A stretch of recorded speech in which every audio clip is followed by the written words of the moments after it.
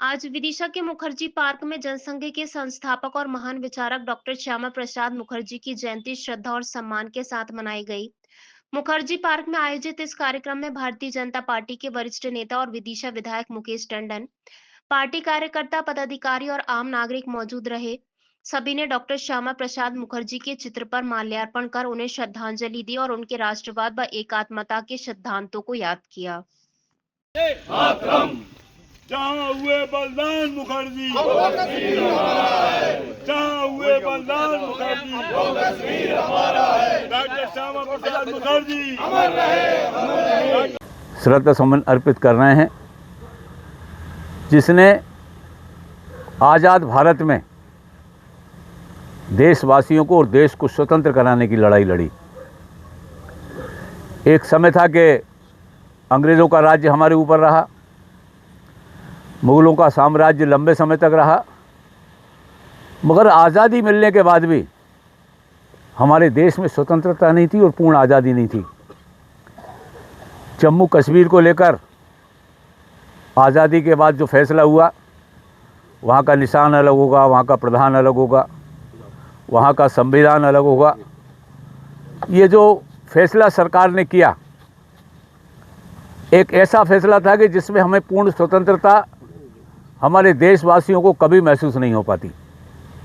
उस समय सरकार में मंत्री रहते हुए श्यामा प्रसाद मुखर्जी ने उसको त्यागा, मंत्री पद को, और तत्कालीन प्रधानमंत्री नेहरू जी से कहा कि ये नहीं चलेगा, दो निशान, दो प्रधान, दो संविधान, ये किसी की मत पे नहीं चलेंगे और मैं इसका विरोध करता हूँ। और उन्होंने पार्लियामेंट से त्याग पत्र दिया।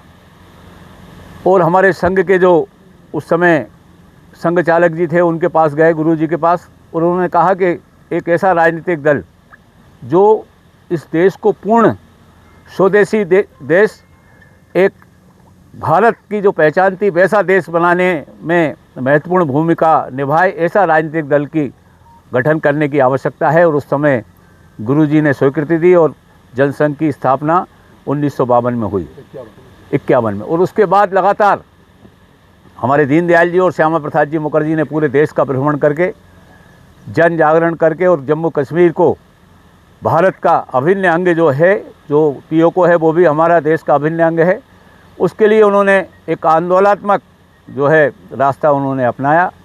और आज हम बड़े गर्व के साथ कह सकते हैं कि हमारी मोदी जी की सरकार ने न केवल 35A हटाई, धारा 370 हटाई, बल्कि वास्तव में जो हमारे दीनदयाल जी और श्यामा प्रसाद मुखर्जी ने जो अपने प्राणों की आहुति दी, जो बलिदान दिया, उनके चरणों में वास्तव में पूरे देश की ओर से सच्चे श्रद्धा सुमन अर्पित किए, 35A और धारा 370 हटाकर। साथियों, हम जिस राजनीतिक दल के कार्यकर्ता हैं, इसमें राष्ट्र सर्वोपरि है हमारे लिए। राजनीति सत्ता का सुख भोगने का साधन नहीं है।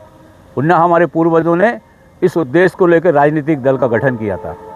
ये अलग बात है कि समय रहते हुए सत्ता में हम आए और लंबे समय से सत्ता में हैं, और सत्ता रहते हुए भी सत्ता की जो सत्ता में जिस प्रकार की विसंगति आती हैं उससे दूर रहने का हमारे नेता सभी प्रयास करते हैं। और आज हम बड़े गर्व के साथ कह सकते हैं कि पिछली सरकारों में जिस प्रकार से भ्रष्टाचार था, जिस प्रकार से जनता का शोषण होता था, उसको पूर्ण रूप से बंद करके दुनिया का ताकतवर देश बनाने का संकल्प लेकर हमारी केंद्र की सरकार कर रही है।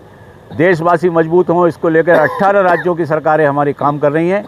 हम सब की जिम्मेदारी है कि वास्तव में हमारे पूर्वजों ने जो हमको विरासत में सौंपा है, राष्ट्र सर्वोपरि, देश सर्वोपरि, समाज के अंतिम व्यक्ति की सेवा, और एक ऐसी सरकार चलाना जिसमें राम राज्य की कल्पना साकार हो पाए, इसी उद्देश्य को लेकर हमारी सभी सरकारें काम कर रही हैं। डॉक्टर मोहन यादव जी हमारे मुख्यमंत्री हैं। मध्य प्रदेश में लगातार जन कल्याणकारी जो है कार्य योजना लेकर हमारी सरकार काम कर रही है, और दुनिया का सबसे ताकतवर देश हमारा बने, इसके लिए आज चौथी आर्थिक दृष्टि से हम चौथे देश पूरी दुनिया में बन चुके हैं, और आने वाले समय में तीसरे नंबर पे भी होंगे और 2047 तक नंबर 1 पर हो जाएं। ये संकल्प लेकर हमारी केंद्र की सरकार काम कर रही है।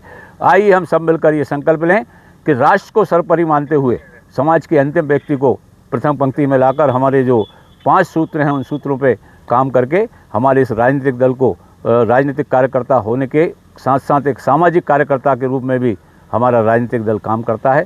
हम उससे जनता के जन कल्याणकारी हमारी सरकारों की योजनाओं को नीचे तक पहुंचाएं।